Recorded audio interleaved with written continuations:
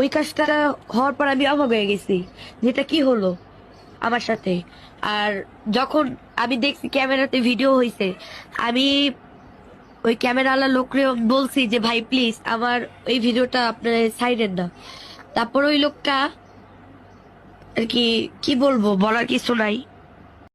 এক পর্যায়ে গিয়ে উনি আমাকে, যে ভিডিওটা আপনারা, মানে আমার লাইফের সবচেয়ে বড় একটা অ্যাক্সিডেন্ট, যার কারণে, যে ভিডিওটার কারণে আমি আজকে সমাজে সবার কাছে আমি খারাপ। হ্যাঁ, তো সেই ভিডিওটা উনি এবং ওনার আগের ওয়াইফ মিলে সোশ্যাল মিডিয়াতে আপলোড করে দিল। তো আমাকে তো সবাই চিনে জানে আমি গান করি, আমি বাউল শিল্পী, আমার কম বেশ একটা ফেস ভ্যালু আছে। তো ওইখানে কিন্তু তার মুখটা সে দেখায়নি, ওইখানে শুধুমাত্র আমার মুখটা ওনারা শো করছে। আচ্ছা, আমার লাইফটা কি ক্লিয়ার কিনা এটা একটু কমেন্টে জানাবেন, তারপর আপনাদেরকে সব কিছু বলবো। আগে দেখেন আমার লাইফটা ক্লিয়ার কিনা। আসসালামু আলাইকুম, আশা করছি আপনারা সবাই ভালো আছেন। আজকে লাইভে আসলাম কিছু কথা আপনাদের সাথে, যেগুলো না বললেই না, সেই কথাগুলোই আপনাদের সাথে আজকে শেয়ার করতে আসছি। সবাই একটু মনোযোগ সহকারে আমার কথাগুলো শুনবেন, আর যে যেখান থেকে দেখতেছেন লাইভটা অবশ্যই শেয়ার করে দেবেন। তো যে বিষয়টা নিয়ে লাইভে আসছি সেটা হচ্ছে, আমার যিনি হাজব্যান্ড ছিলেন, এখন নাই, ছিলেন, তো তার সম্পর্কে আগে বলি যে হচ্ছে, তার সাথে আমার মানে রিলেশন করে বিয়ে হয়।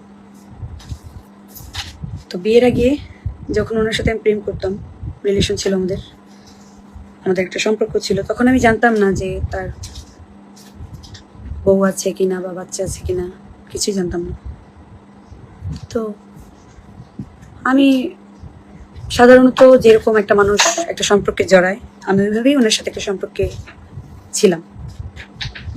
তো আমার মনে তখন কোনো প্যাচ ছিল না, বা অনেকে বলতে পারেন যে প্যাচ ছিল না, আপনি পরবর্তীতে জেনে বিয়ে করছেন। আমি বলতেছি আস্তে আস্তে সবাইকে, তা আমার মনে কোনো ইয়ে ছিল না। যে আমি ভাবছি যে সাধারণ যেরকম একটা নর্মাল মানুষ মানে রিলেশন করে, সম্পর্ক করে, ওইভাবেই ওনার সাথে আমি রিলেশনে গেছি। তো যাওয়ার পরে পরবর্তীতে কয়েক মাস যাওয়ার পর, কয়েক মাসও না, অনেক দিন, দীর্ঘ অনেক দিন যাওয়ার পর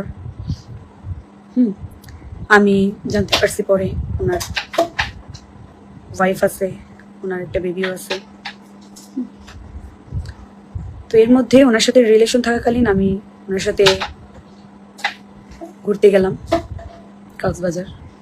যাওয়ার পরে ওইখান থেকে আমি জানলাম, তো ওনার উচিত ছিল আমাকে ওনার ব্যাপারে সবটা জানানো, ঠিক আছে, কিন্তু উনি আমাকে জানায়নি। এক কথা, উনি আমার সাথে প্রতারণা করছে, তো আমি প্রতারণার শিকার। তো এর মধ্যে রিলেশনের মধ্যে সে আমার থেকে টাকা পয়সা অনেক কিছু ইয়ে করছে। আমি তার বার্থডেতে স্বর্ণের রিং, আরো অনেক কিছু আমার থেকে নিচ্ছে উনি। দেখ, ওগুলা না বলি, ওগুলো বললে হয়তো বা ছোট লোকের পরিচয় দেওয়া হবে, যেটা ওনার মন মানসিকতা, সেটা আমার না। তো যাক, নিছে, আমিও দিছি।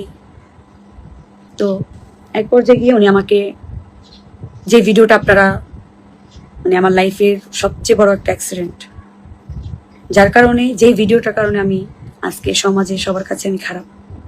হ্যাঁ, তো সেই ভিডিওটা উনি এবং ওনার আগের ওয়াইফ মিলে সোশ্যাল মিডিয়াতে আপলোড করে দিল। তো আমাকে তো সবাই চিনে জানে আমি গান করি, আমি বাউল শিল্পী, আমার কম বেশ একটা ফেস ভ্যালু আছে। তো ওইখানে কিন্তু তার মুখটা সে দেখায়নি, ওইখানে শুধুমাত্র আমার মুখটা ওনারা শো করছে।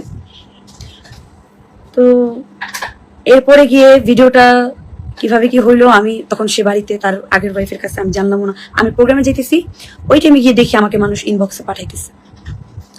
তারপর আমি তার ফোন দিয়ে বললাম যে এগুলা কি। তো পরবর্তীতে এই ভিডিওটা উনি বলল ওনার আগের ওয়াইফ